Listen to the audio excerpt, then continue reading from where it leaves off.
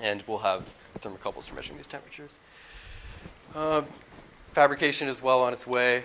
You can see a picture of the main body inside our E-beam welder here. This is the top plate. Pretty much all the parts are in hand. We're just getting sort of the final fabrication. We're hoping to start coating ideally by the end of the month. So once the sample furnace is done, we'll move on to cavities. We plan to weld full cavities into this furnace insert. So basically where that tube is and the sample is going to sit, we'll put a cavity instead. After we've welded the cavities in, we'll EP them inside the insert. We'll cut the cavities out after the coating, HPR them, and test. And again, we'll use thermometry and the Cornell OST quench detection to locate any weak areas on the surface so that we can dissect the cavities and do surface studies on whatever weak areas there might be. And then, again, improve the coating technique. Try and just really push the accelerating field in the Q as high as possible.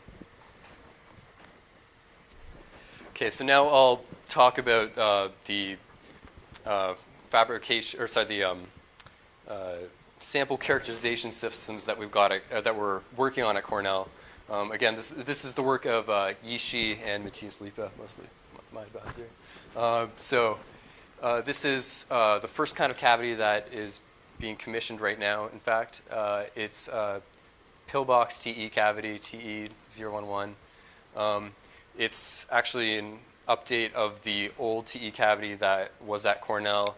The old one had required grooved sample plate, but this one actually has the grooves on top. You need the grooves to separate the frequencies of the two lowest modes. So this actually takes nice flat sample plates. We already have plans to test NGB2 from Shaoxing. So yeah, and we're looking for collaborators. So if you're interested, let me know. I'll talk more about that later. It can, in fact, take plates that are 3.5 centimeters in radius or small samples, and that's what's here. Oh, and you can see the 6 gigahertz frequency and the nice high sample H field. So it has another bottom plate that's sort of interchangeable, and it can take nice small samples there, half a centimeter in diameter. And it also has a nice H field. This is also an update from the old cavity. The old cavity had it had lower fields because the sample was in the middle. By putting it off to the side and adding additional ports to keep the symmetry, get higher fields. And this is the second kind of TE cavity that is being built at Cornell. This one is not in the commissioning phase yet. It's still being built. But this one's really cool because you can get higher fields on the sample than on the surface of the cavity, which means that if you're testing something that should have a higher superheating field than niobium, you can actually test it. So for example, MGB2, you can actually get to nice high H fields. So this will be really cool. It's got a larger sample radius. It needs to be a bigger cavity.